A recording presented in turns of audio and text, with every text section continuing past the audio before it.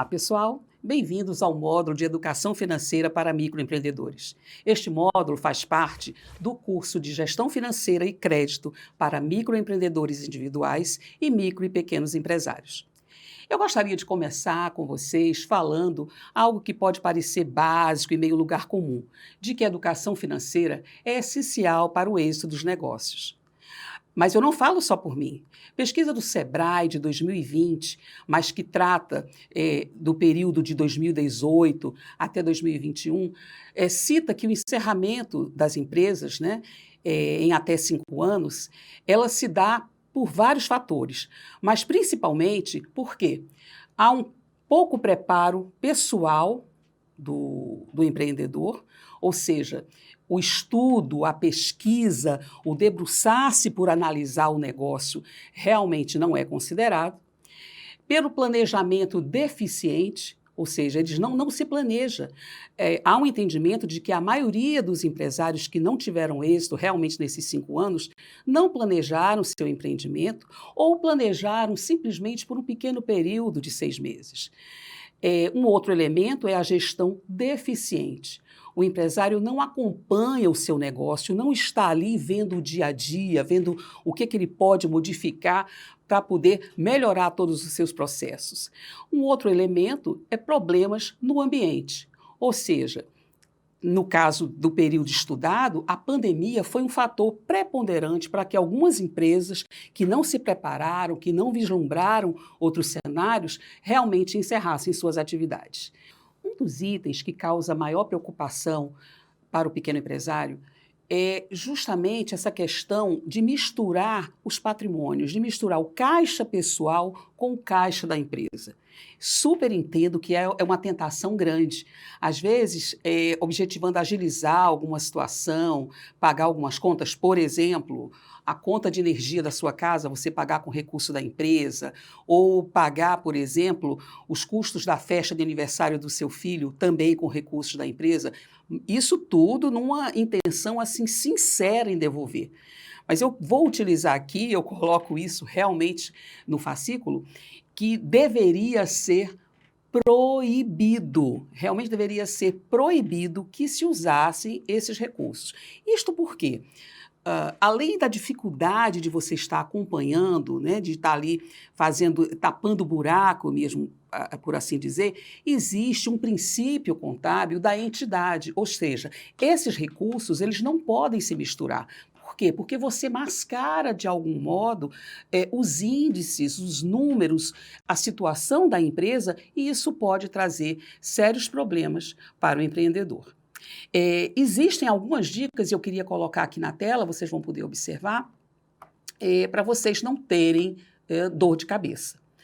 Um dos itens, por exemplo, é que você possa ter contas bancárias separadas. Sim, isso é importante. Você não pode ter a sua conta de pessoa física, e a maioria de nós tem, e com esses recursos pagar contas da empresa e vice-versa. Então, é extremamente saudável para a sua empresa que você mantenha essas contas separadas.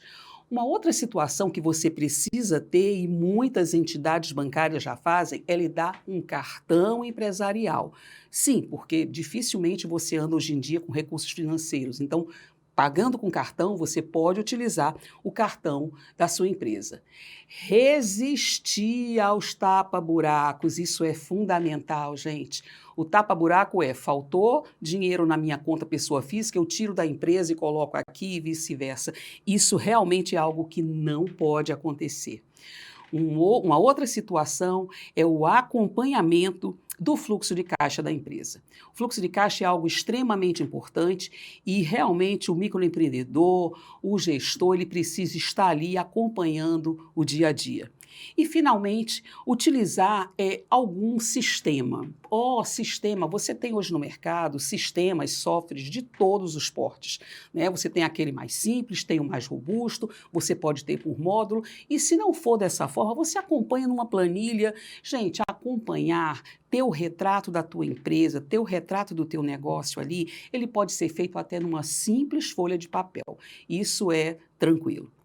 Uma outra grande preocupação de quem tem qualquer negócio, de quem empreende, é a questão do prolabore. O que vem a ser isto? O Prolabore é uma remuneração que é devida como se fosse um funcionário, um outro colaborador fazendo aquela mesma atividade, tendo aquele mesmo nível de responsabilidade. É quanto você, enquanto sócio, enquanto empreendedor, vai poder retirar da sua empresa como remuneração, é o seu salário. E aí o Prolabore, ele não só remunera o empreendedor, como também garante todos os benefícios, né? Tais como a utilização do INSS para uma eventual licença, aposentadoria, uma licença maternidade, enfim, todos os direitos que são cabíveis a qualquer trabalhador. Mas olha, não pensa que você pode chegar e dizer simplesmente, eu hoje quero um Prolabore de R$ 10.000, amanhã eu quero de 5. Não, o Prolabore ele não é definido ao bel prazer do empreendedor. Ele precisa estar devidamente acordado. Se você tiver mais sócios, isso precisa estar dentro da rotina financeira da empresa e isso a um custo. Não é? Existe um custo fiscal até elevado no Prolabore.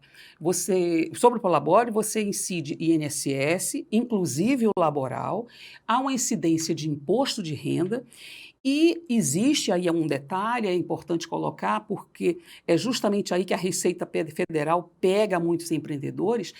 O Prolabore precisa estar devidamente registrado na declaração do imposto de renda da pessoa física. Um outro item da pesquisa do Sebrae, a qual me referi no começo, ela coloca que 17% dos empresários que não tiveram êxito nos seus 5 anos é a questão do planejamento. Então, 17% dos empresários não fizeram nenhum planejamento e 59% deles fizeram apenas para 6 meses. E aí você poderia me perguntar, professora, mas quando eu devo planejar? A minha resposta é sempre. Você sempre deve planejar. Ora, se até num churrasco em casa, não é? Numa viagem de família, você faz um planejamento, por mínimo que seja, imagine numa empresa onde você tem tanta responsabilidade, às vezes pessoas dependendo de você e uma nítida intenção de que aquilo dê certo. Então, o planejamento ele é fundamental.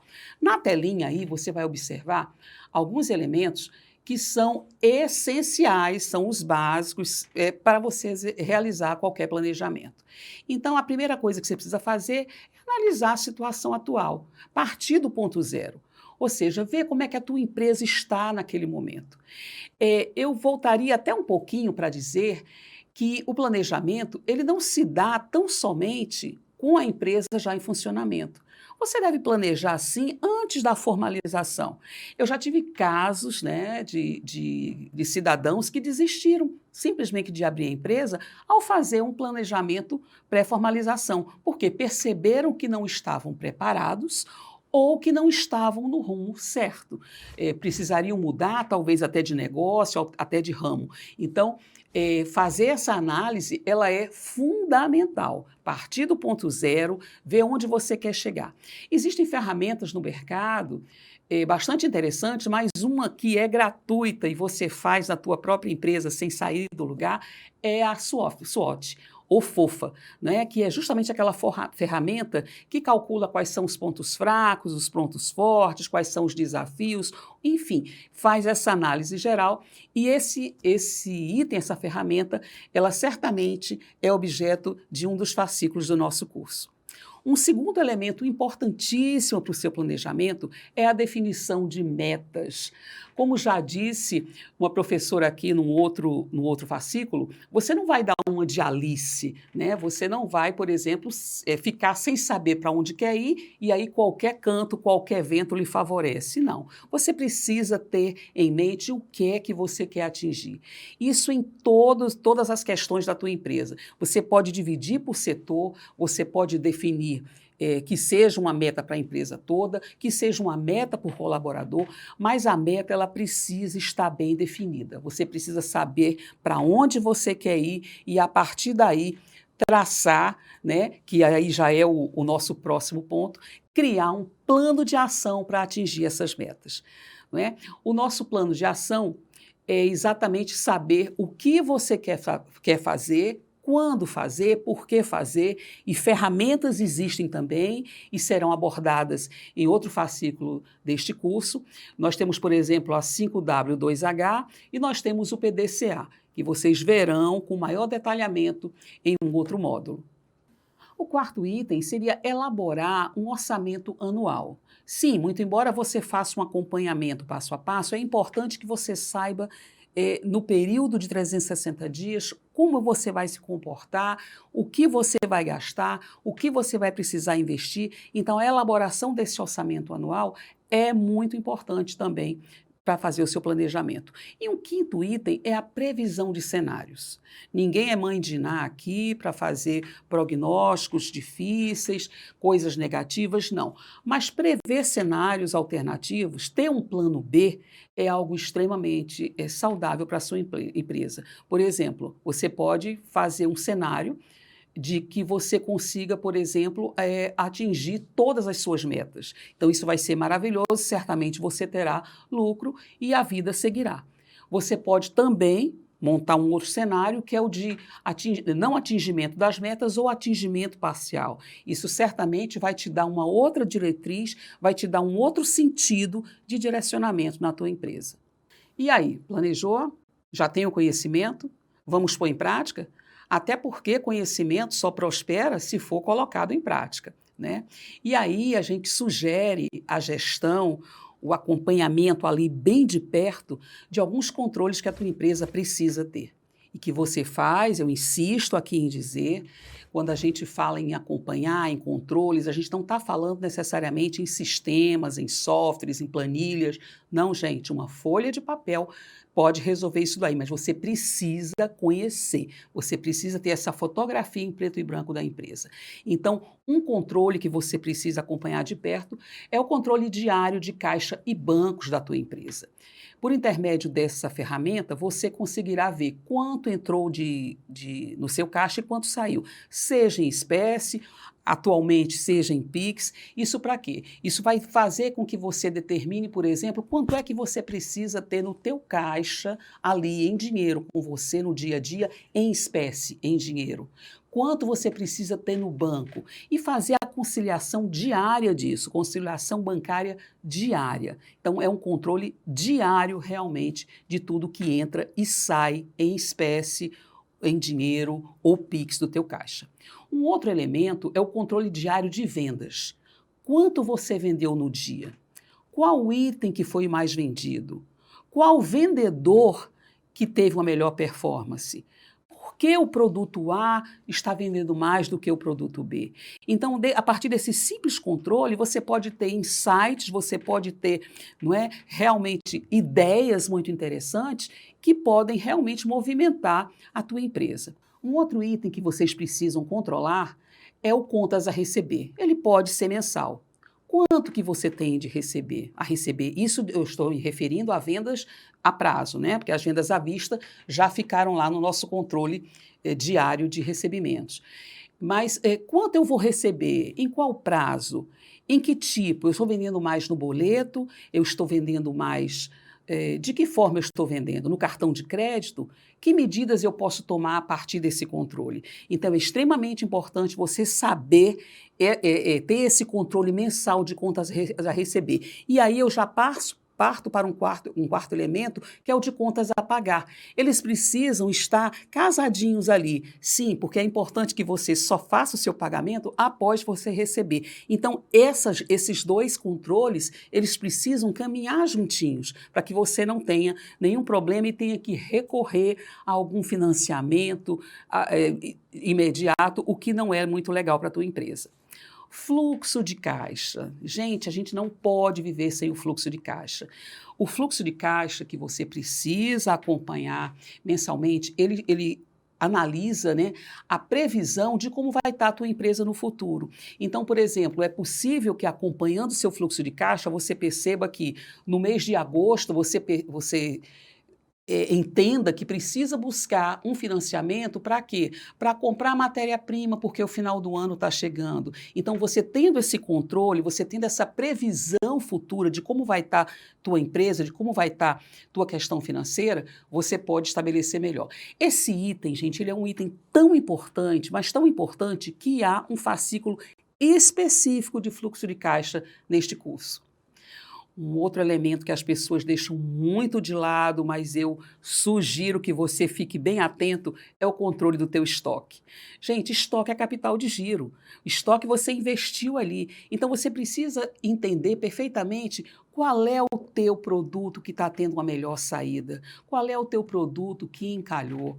Um tempo desse, numa consultoria, nós percebemos que haviam itens no estoque da empresa que não tinham movimentação há anos, e aquilo estava compondo o estoque da empresa de forma danosa, né? Então, a sugestão da consultoria, que foi plenamente acatada pela empresa, foi de que ele buscasse fazer uma bela de uma liquidação desses itens, e isso foi feito, e você gerou caixa e tirou aquele item do teu estoque que estava sendo completamente perverso.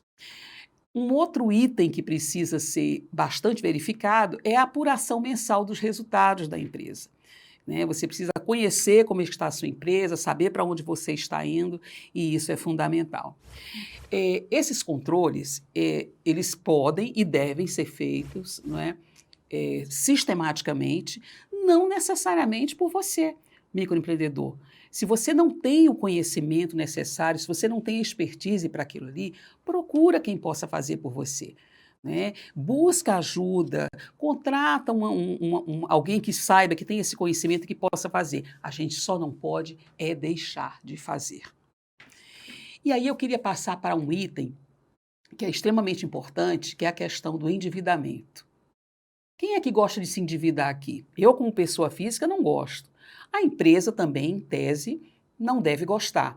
Mas existe uma diferença fundamental, e é importante que fique claro, entre endividamento e inadimplência. São coisas absolutamente distintas. Endividamento é tudo o que você deve, e a inadimplência é o que você deve, mas não paga. Então, são situações distintas. Mas, voltando para o endividamento, eu queria dizer para vocês que ele pode ser de curto e de longo prazo.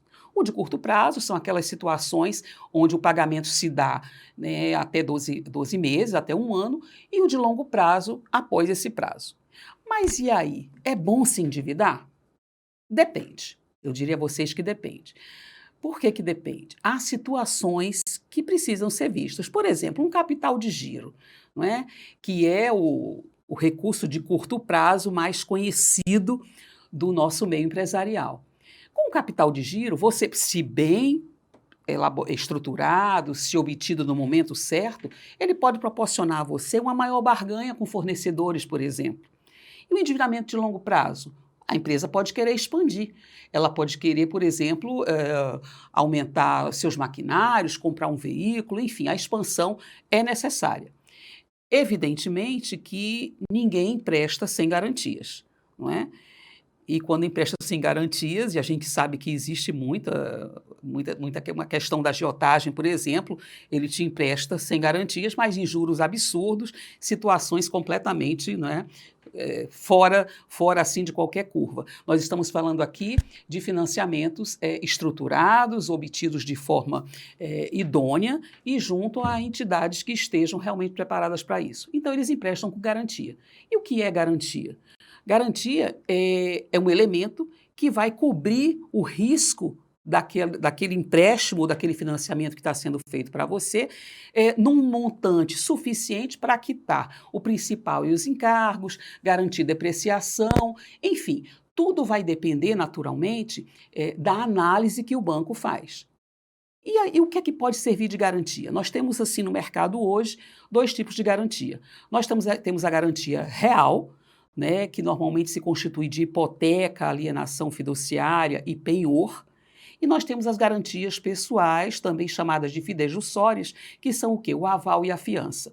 Tudo isso precisa, gente, tá? Quando você faz um contrato com uma instituição de empréstimo, enfim, precisa constar do contrato como foi montada aquela garantia, em que bases aquilo foi feito. Tá? Muitas instituições financeiras têm linhas de crédito aí as mais diversas, né? E aí nós vamos ter um módulo específico para tratar dessa questão de linhas de crédito. Um outro item que eu queria trazer a atenção de vocês é a questão do ponto de nivelamento, ponto de equilíbrio ou break-even. O que é isso? É um indicador de segurança, né? Por exemplo, você planejou, definiu suas metas, partiu para as vendas, mas como saber se sua venda é suficiente para dar lucro ao seu negócio? Ou melhor, como é que você sabe quanto você precisa vender para ao menos empatar os resultados e não ter prejuízo? Você tem isso pelo ponto de nivelamento ou equilíbrio. Ou seja, qual montante eu devo ter para ter o equilíbrio? O cálculo desse ponto de equilíbrio é extremamente simples, como tudo que a gente tratou até aqui. Sei que vocês não estão assustados. E aí na telinha, nós vamos verificar, eu coloco aí a fórmula para vocês de como você calcula. Ponto de equilíbrio é igual aos custos fixos dividido pela margem de contribuição. E o que é custo fixo, Ana Cláudia? Custo fixo, pessoal, são todos aqueles custos que você tem na empresa para que ela opere. Ou seja, para você ter esse custo fixo, você tem que listar realmente e inserir todos os itens. Que itens?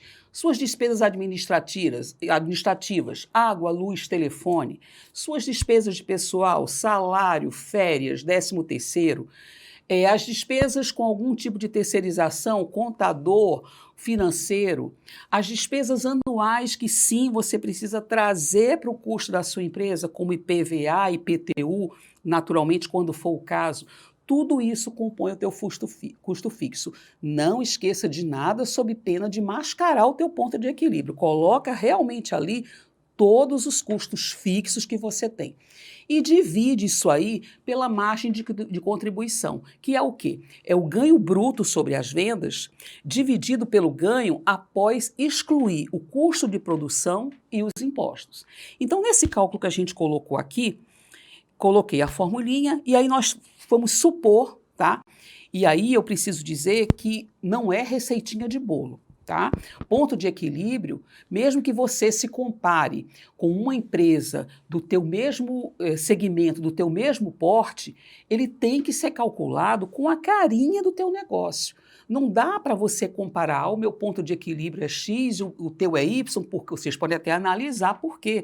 De repente, um tem um estudo melhor sobre os seus custos e conseguiu diminuí-lo.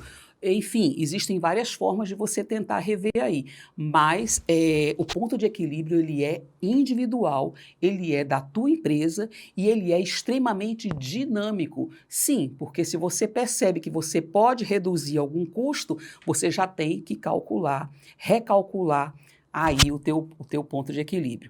Então vamos lá. No exemplo que nós temos aí na telinha, a gente imaginou, por exemplo, que seja uma fábrica de calças jeans voltada para o público masculino e ela tem o quê? Ela tem de custos fixos R$10.000. Tá? É o custo que ela tem, número redondo, só para facilitar os cálculos aqui, com todos os custos fixos da empresa. E aí, nós temos 58% como a margem de contribuição. Fazendo a nossa divisão aí, né, nós obtivemos 17.241,38. Ou seja, para que eu possa cobrir todos os meus custos e equiparar, ou seja, não ter nenhum prejuízo, nivelar, ter um equilíbrio, eu preciso, desses meus 10 mil, vender 17.241,38. Vejam como é interessante. E por aqui passa uma série de outros conceitos que vocês vão observar no decorrer desse curso, como, por exemplo, o cálculo do preço de venda. Há uma série de outros elementos que podem contribuir, mas só para vocês terem uma ideia de como é importante você ter o cálculo desse ponto de equilíbrio. E aí, pessoal, a partir desse 17.241,38, tudo é lucro. Evidentemente que você quer aumentar, né, muito mais isso daí. Mas é desta maneira. E aí? Muita informação? Mas foi suave, não foi? Simples assim. Pode parecer muita coisa, mas se vocês forem fazendo o passo a passo, estruturando a tua empresa da forma como a gente sugere, certamente você vai ter a saúde financeira do seu negócio e não vai ter problema nenhum. E vamos rumar ao lucro.